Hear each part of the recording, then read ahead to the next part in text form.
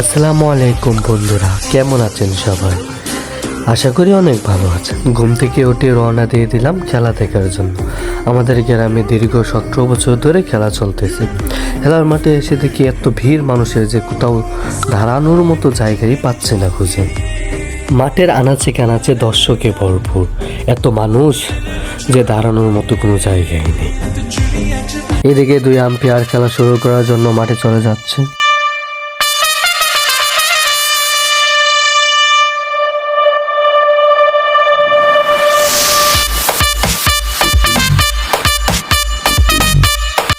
আজকের খেলায় অংশগ্রহণ করেছিলেন ডিজে রনি, হেলিকপ্টার বাবলু, রিংকং এবং গুন্ডা মালিক। আজকের খেলাটি হচ্ছিল পানিশ্বর একাদশ বনাম হরিয়ালা একাদশ।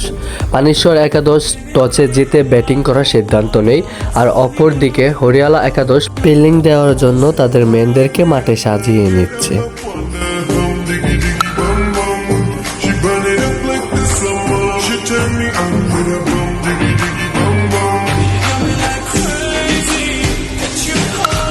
আজকের খেলায় প্রধান আকর্ষণ ছিলেন হেলিকপ্টার বাবলু। তাকে দেখার জন্যই আজকের এত মানুষে ভরপুর। অন্যদিন খেলা হলেও এত মানুষের জমাট হয় না, আজকে যে পরিমাণ জমাট হয়েছিল। কিন্তু দুঃখের বিষয় যে হেলিকপ্টার বাবলু 0 রানে এবং প্রথম বলেই আউট হয়ে যায়, এবং ওর আউট হওয়ার ভিডিওটি নিতে পারিনি, তার জন্য দুঃখিত।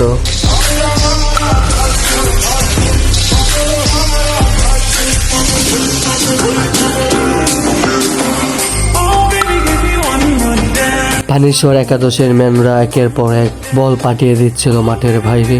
হরিয়ালা একাদশের বলাররা ব্যর্থ হচ্ছে পানিশ্বর একাদশের ব্যাটিংদের কাছে।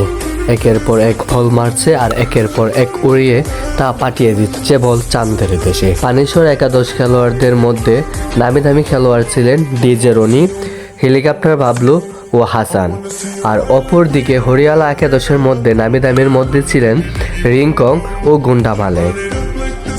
17তম ঐতিহাসিক বেরতলা শীতকালীন ক্রিকেট টুর্নামেন্ট চুটন এবং আলকাসের হাত ধরে শুরু হয় 2000 সাল থেকে। বিভিন্ন এলাকার মানুষ এই খেলায় অংশগ্রহণ করে। 16টি দল নিয়ে এই খেলাটি অনুষ্ঠিত হয়।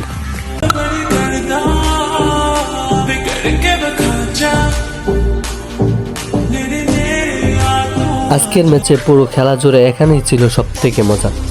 এক বলে 4টি সিঙ্গেল নিয়েছিল পানিশ্বর একাদশের প্লেয়াররা।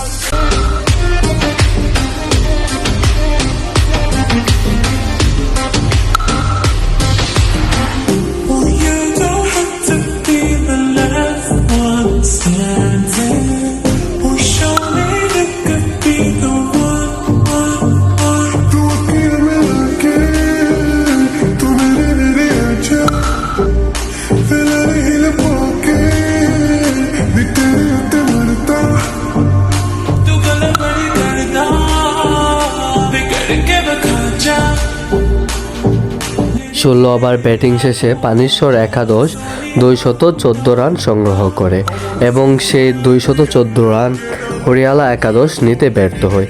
সেই সাথে সাথে পানিশ্বর একাদশ আজকের খেলায় জয়লাভ করে। আজকে এখানেই সমাপ্ত। দেখা হবে নতুন কোনো ভিডিওতে। যারা এতক্ষণ ভিডিওটি দেখেছেন তাদের সবাইকে জানাই ধন্যবাদ।